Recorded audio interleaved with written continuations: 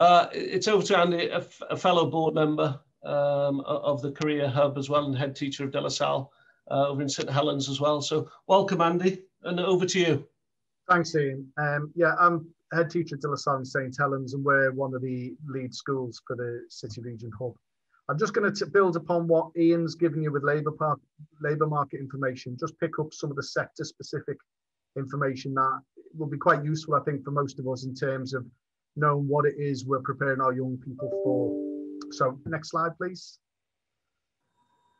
I sound like Chris Whitty there, don't I? In terms of the Liverpool City region itself, it's a large and vibrant economy, as we know. Back in 2008, as with the rest of the country, the recession, the global recession hit and had a bigger impact on our Liverpool City region than it did on the country more generally. But what we have seen in the past 5 years is that growth and that bounce back, and the region has improved. The speed of regeneration has been faster than the national picture.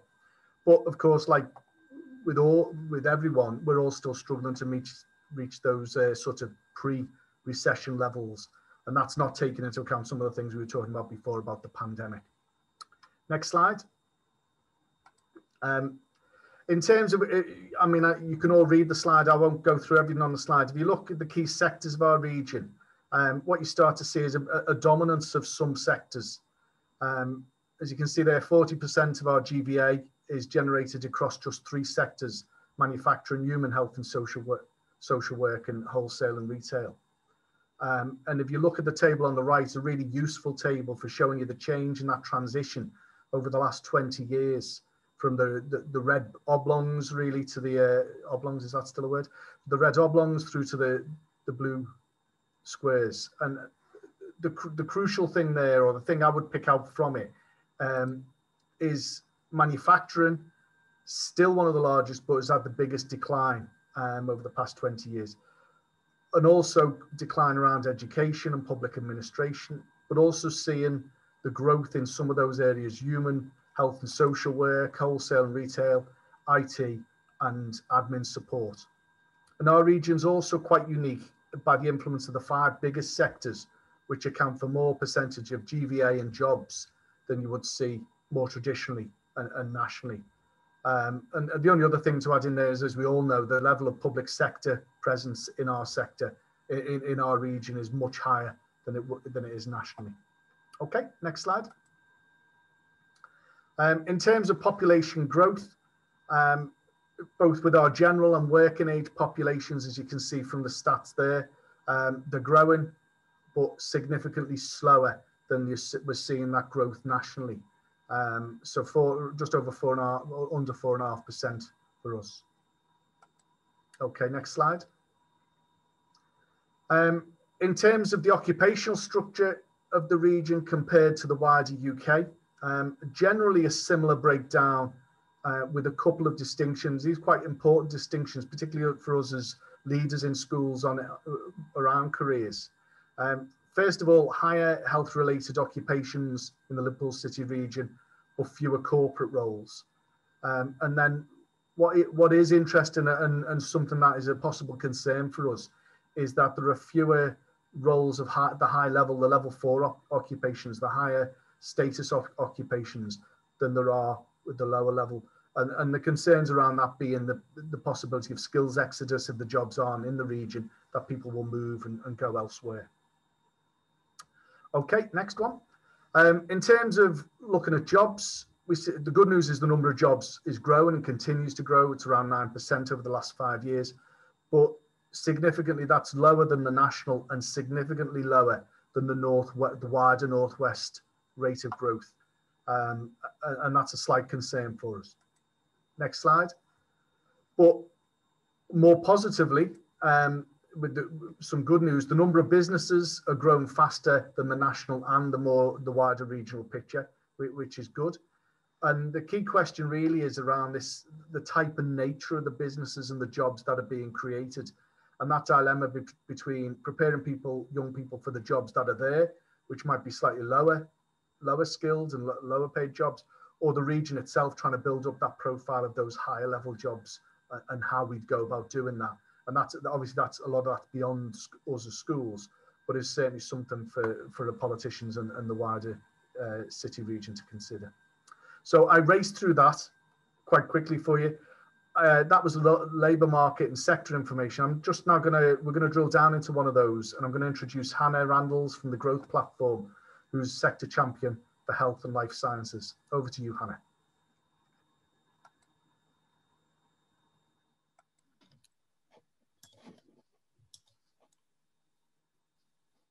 Hi everyone. Thanks, Andy. Sorry, I'm having awful internet issues, so if I disappear at any point, I promise I'll come back. So I'm Hannah Randalls, Health and Life Sciences Sector Champion for Growth Platform, so covering the Liverpool City region. And my focus is obviously the health and life sciences sector. So I just wanted to talk to you today a little bit about how the sector has been impacted recently in relation to COVID, and then talk through some of the opportunities that present themselves going forwards, especially for young people and students. So I think health and life sciences is a key strength within the Liverpool City region. It's one of the key sectors that we talk about, and we've got some great assets, great expertise that are here already. I think the sector's been impacted probably in a very different way to other sectors over the last 18 months. So I think when we initially moved into the pandemic, there was obviously incredible pressure to the front line, our NHS and social care services. And then as things have kind of progressed, that seems to have slowed down a little bit. But obviously now there's, pressure in terms of appointments that might have been missed, surgeries, all that type of stuff that moves through as well. So there's been a shift in need, but there's still absolute demand for those skills and that skill set. I think as we entered the pandemic also, there was a lot of focus around research and development. So within the city region, we had a lot of businesses who are in that space who actually pivoted. So changed the research that they did previously and very much focused on COVID and how they could support that as well. And then also in the city region, we've got some of the key vaccine manufacturers on our patch as well. So we've got AstraZeneca, we've got Seqirus, and they had a very big role to play from a flu vaccine perspective, because obviously that was still highly in demand and highly needed as well. Alongside that, we've got a whole host of SMEs who are incredibly active in innovation, and they really helped that transition between sort of the digital transition, the moving care from in hospital to sort of out of hospital and at home care. And I think they were two key elements where we really managed to engage our SMEs locally with the NHS trusts as well. I think because of all this, there's been a spotlight on careers within the sector itself, which I think is something that we need to use and push and continue to encourage young people to move into that sector. Locally, we've got a great cluster of NHS trusts. There's 10 trusts locally, some that have got key specialties, so paediatrics, neurology, cardiology, mental health. So there's a whole range of career opportunities that are literally on the doorstep. Outside of health and care, we've also got key industry organisations. So I mentioned the likes of our flu vaccine manufacturers, AstraZeneca and Seqirus. We've got other large pharmaceutical manufacturers such as Bristol Myers Squibb, Teva and Pharmaron. And our local ecosystem has some key assets such as the Liverpool School of Tropical Medicine, who have done some fantastic work during the pandemic. Liverpool Health Partners, who are really there to try and connect up our academics with the business community. We've got the Innovation Agency, again, they're there to connect up our business community with the NHS trusts. And then we've got some key sites, so the Knowledge Quarter, which covers, it's more centrally in Liverpool, and then we've got Site at Daresbury, which sits just outside of the centre as well. I think because of the great cluster of organisations that we've got across the sector, there's a lot of innovation, and because of the needs of our local population, so we've got, poor health outcomes, there's a lot of reason for us to innovate. So one thing that I would flag is entrepreneurial skills and, the opportunity to potentially create your own business and innovate in that space as well is another area where I think there's real scope and opportunity for young people to explore and a career route to be considered. And then obviously within the NHS and those larger anchor institutions that I mentioned, there's a whole host of jobs that people don't consider or don't link up with the NHS. So things such as facilities, finance, HR, and actually it's a really attractive career opportunity for young people because the progression within some of these larger anchor institutions is there, and it's meaningful and it's easy to see. what I would say is over the past 18 months, I've been working really closely with the Careers Hub to try and connect up our local employers within the sector, to really showcase local people, local opportunities and local jobs, and show people what's on the doorstep, to make sure that, you know, they're aware of all of those things. They don't think they have to go to somewhere else to be able to engage within health and life sciences. I think when we were able to do things in person, probably just before the pandemic hit, the Careers Hub worked with the Walton Centre, and we ran a workplace safari, which was incredibly well received, both by the young people, but also by the staff within the Walton Centre too. And I think giving young people the opportunity to ask questions about the different roles, understand the career paths and the routes that were taken there, for those students to understand what that means. And I guess the opposite to that is for them to really understand if there's a career path that isn't suited for them. I think to be able to understand that early is really important. I've also been working with the Careers Hub on their Creating Careers series, which again is a fantastic resource for teachers, for young people to be able to use at their own pace and their own time and get a feel for opportunities within the sector. I think having local people with, you know, local accents it's really important for young people to be able to believe that they can move into that space and that is a career opportunity for them. And then if we can link them into our local employers within that sector and make them really understand, you know, this is the route to get there, this is how we do it. And there's someone locally on the patch that, you know, has that career opportunity for you. Then I think hopefully, you know, that talent pipeline that we talk about, hopefully should connect up really nicely. I think connecting young people to those that are in the sector with real life experience, who can, you know, honestly talk about what it means to have a career in the sector is a really positive experience. And it's something that I'll continue to work with Jill and the team on going forwards. Thanks, Hannah.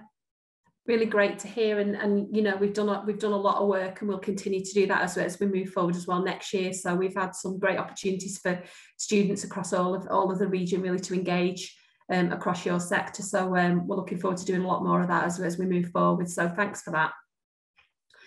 I think we've just got a little short video, haven't we, from Merseycare that we were just gonna run.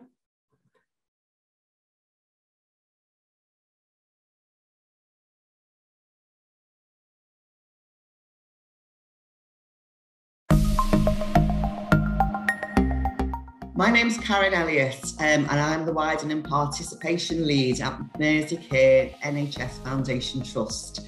My role's to engage with our schools and colleges in the community to raise awareness around the work that Merseycare do, and to showcase the range of roles that are in our workforce in the Merseycare Foundation Trust.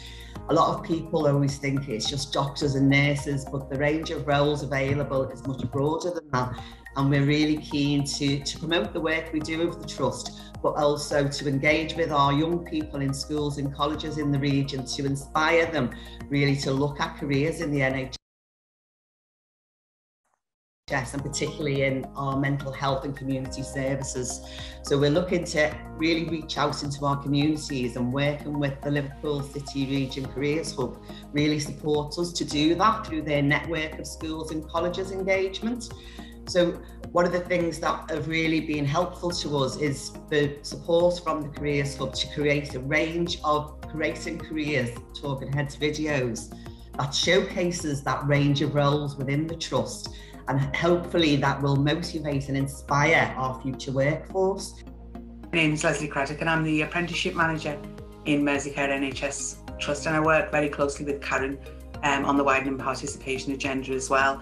A lot of my role is around supporting existing staff to access apprenticeship pathways and enable their career journey and development. But we are working really hard to create pathways for people to enter our organisation via apprenticeship routes. And you know, the Liverpool Careers Hub work has really helped us to showcase, as Karen said, that range of careers that we've got in Merseycare. Very what we would perceive as traditional roles in the NHS. I think being a mental health and community trust, we can really showcase a wide variety of roles. And some of the videos that we've recorded have been with our psychological services team, our criminal liaison and diversion teams, our HR service and our social work service. We're also starting to record some more traditional roles like dentist and nursing. But they really help to showcase to young people that there is a massive range of careers and career journeys within the NHS that they can access. So it's really valuable work.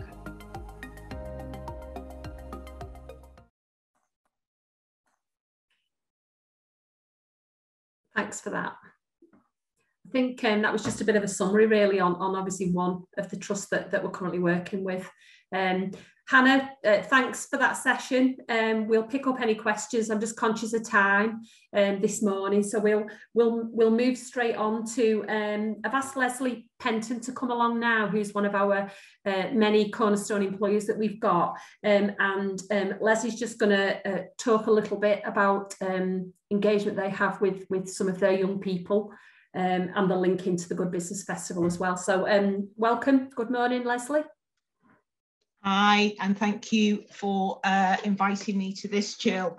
I have to almost do a disclaimer. I'm not from an education background. I'm not from a training background or a careers background. However, to give you some context really as to how we are involved at the moment in this arena, I am Director of Partnerships for the Regenta Group, and my role is specifically around going out and looking at opportunities, areas for growth, and how we develop our organisation. I think, Jill, you work in the presentation. Can you go on to the next slide? That's brilliant. So the Regenta Group at its core is a housing association. That came first.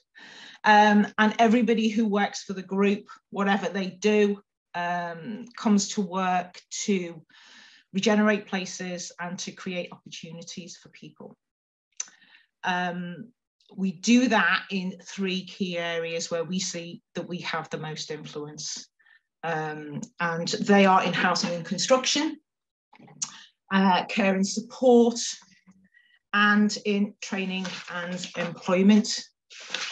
So when we look at the makeup of the group, they are all the subsidiaries. Regenta Homes, again, is the housing association, and skimming over it really quickly, but Red Wing, M&Y, McDonald's are all property and housing parts of the business. Petrus and Centre 56 are our charitable arms around rough sleeping, and a nursery in Liverpool City region that supports children and families who are affected by domestic abuse. And we have Positive Footprints, the Learning Foundry, and Trafford Hall NCRC, which are around training and skills and opportunities. The Learning Foundry is a training company that we bought back in 2017. This was done, again, if we go back to those opportunities, we recognise that it's our tenants that aren't getting the benefit of the inward investment that has come into the city region. They're not necessarily at the front of the list to get jobs. They're not necessarily at the front of the list around educational attainment. And I think from our perspective, we knew that we could make significant changes in that. We know as a sector, it's a sector that is often forgotten. Certainly in careers, when I go in and talk to any of the careers, the housing sector is for the most part unknown. Most of the people doing really well and fabulous young people coming into our organisations tend to be related in some way to other staff. It's quite an incestuous sector because most people don't know about it. But the reality is that as a sector, we employ more people than Jaguar Land Rover. We have over 6,500 employees in the city region. We invest nearly £2 million in apprenticeships. We have, I think the figure is now somewhere in the region of 200,000 homes in the city region are within social housing and social housing sector, and 15% of residents live in social housing. So for a lot of heads, you will know that a lot of your students may well be living in social housing.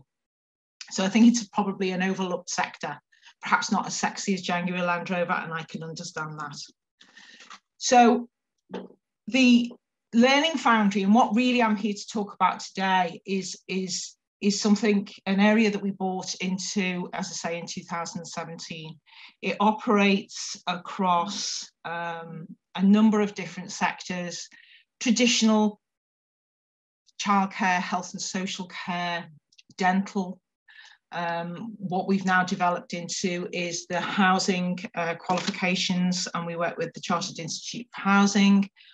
We have adult education budgets. We do traineeship programs for 16 to 18-year-olds, and also up to 19 to 24-year-old traineeships. And what we do is we basically use a lot of our contacts that we have within this group to look at developing our links to businesses.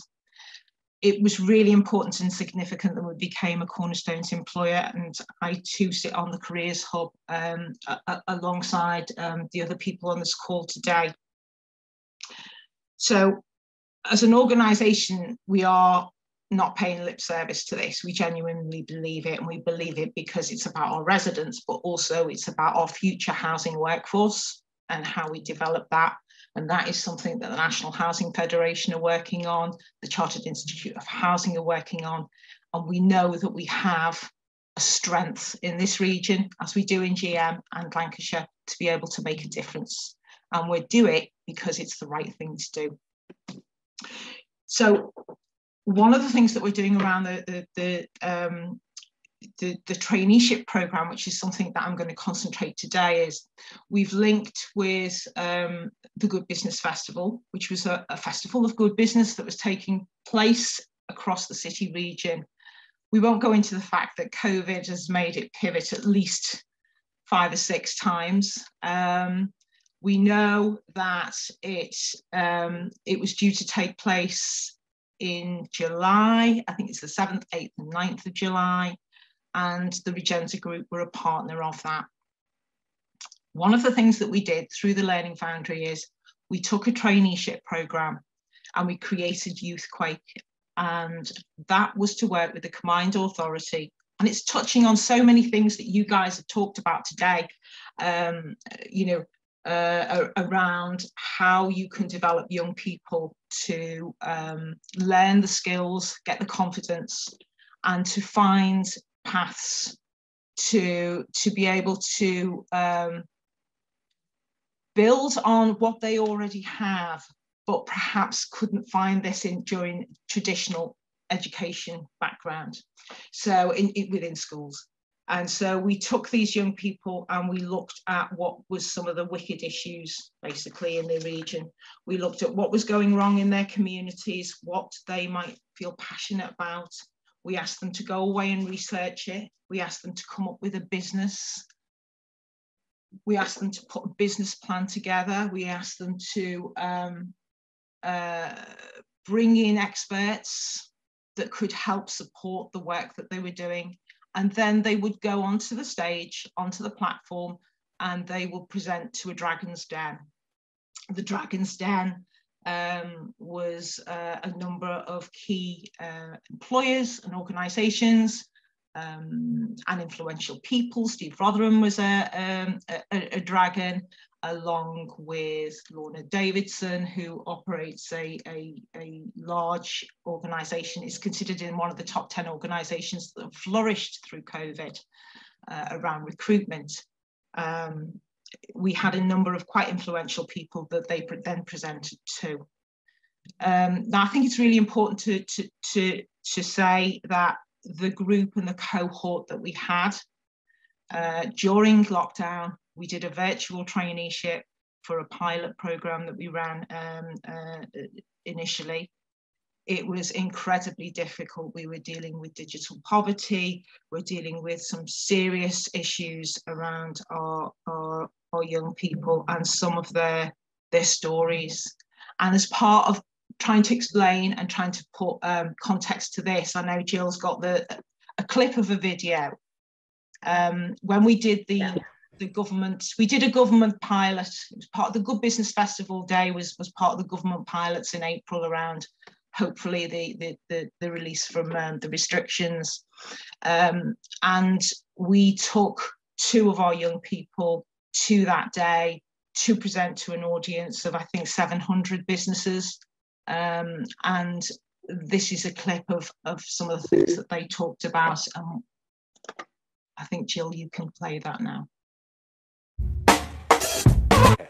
Now we're going to go to a bit about your personal stories as to what you believe you gained from this. And if any of you out there have your tissues ready, please bring them forward. Charlotte, I'm going to start with you. Okay. What do you believe that you have gained from being involved with Youth Quake 1? I've gained a lot. So I've been in care since I was 2 months old. Left school with no GCSEs and kind of gave up of life, didn't know what I wanted to do. So went into hairdressing, weren't for me. Went into childcare, weren't for me. So then went through a phase where I kind of just didn't know what to do, stressed. So then one of my old friends said, why don't you come to learn Foundry? So I was like, okay, I'll give it a go. 3 weeks in, I was actually loving it, didn't want to leave, I didn't want it to end, and now, after 10 weeks, I've gained so much confidence. I was so quiet in school, so I didn't speak on often, and right now I'm on stage. So I gained so much confidence.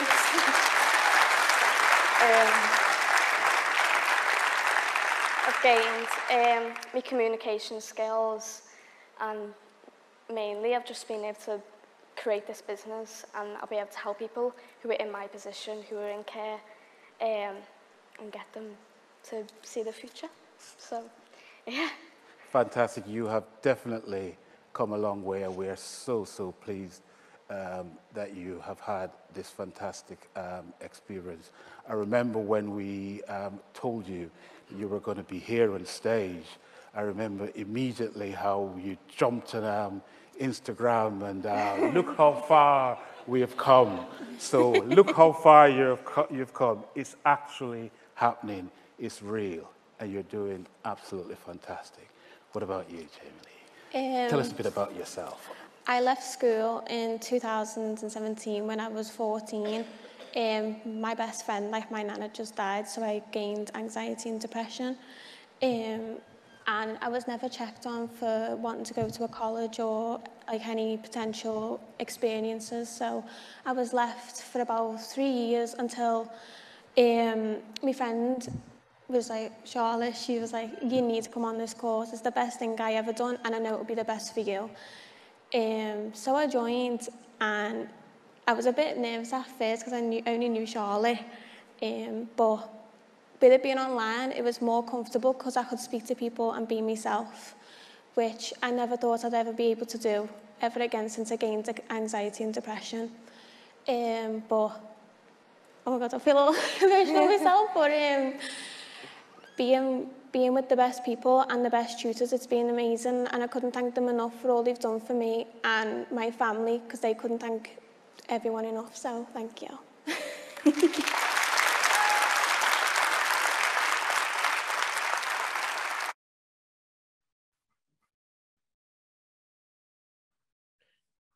Leslie, do you just want to quickly, and I'm conscious of time. Yeah, no, I'm very... Just to say where the two ladies have ended up now. So no, that's great. I'm really conscious of that as well. And yeah, both are in work. We had to beat off those businesses with a stick, to be honest with you. We turned into bouncers at that event. You know, Charlotte has gone into more media, doing some digital marketing work, and Jamie Lee is now working within the neighbourhood team as a housing apprenticeship. Both have apprenticeships, both are on career paths that you know, will serve them well in the future. Fantastic. Thanks very much, Leslie. And we just wanted really to obviously showcase the great work that our Cornerstone employees do for us.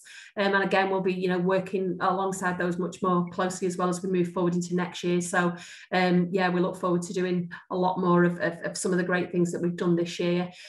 Just a very quick final slide on there. If you're all wondering, you'll have seen the Mind Cloud earlier. If you're all wondering where those words have come from, all of our team actually went on to your vision, values, your mission statements across all of our schools and colleges, and those are the words that you all talk about.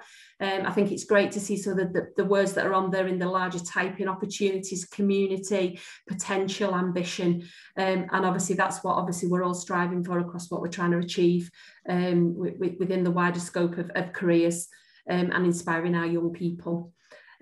Ian, do we just want to do maybe a quick call to action for this, and then we can close off and let everybody get to where they need to be? I don't know if it's a call to action, but yeah, can I just first of all thank everyone, please? Okay, first of all, everyone who's come this morning, okay, and then onto this forum, okay, and being immersed in the world of careers, okay, because obviously it's incredibly important to us, okay, that we really, improve the life chances of our individuals in our area through our work. Can I also really thank all the contributors, okay, for the thought-provoking work, okay, and obviously showcasing some of the impact, okay, of what we're doing, and it's really, really important that we really carry on this work, okay, and that we do meet and touch base again, as we said, hopefully in November, but okay, that we take on some of those things. I know we have the questions posed, okay, but also I think there's some thought-provoking for us as leaders when we go back to school and how we can potentially change things as well, okay, and develop careers provisions within our settings. It's amazing how the lawnmower starts to go outside my window once I start, isn't it? All right, okay, the life of a head, isn't it? So thank you very much to everyone, okay, and I said not so much a call to arms, it's I think it's probably high on all of our agendas, okay, and no better space to develop careers, okay, and what we're doing for the best next step for every pupil, okay, is really, really important to us, okay, and nobody can really argue with that, okay. So we're there to support from the hub, the Careers Hub, so thank you, Jill, and your team for all the work you're doing there, which is brilliant, and we'll continue to push that forward. But everyone have a lovely day. If there's anybody who wants to ask anything, they can stay on afterwards as well, can't they, Jill? Thank you very much. Yeah, but thanks everyone for joining, and thanks for your support today, and we look forward to continue to work with you. So thanks.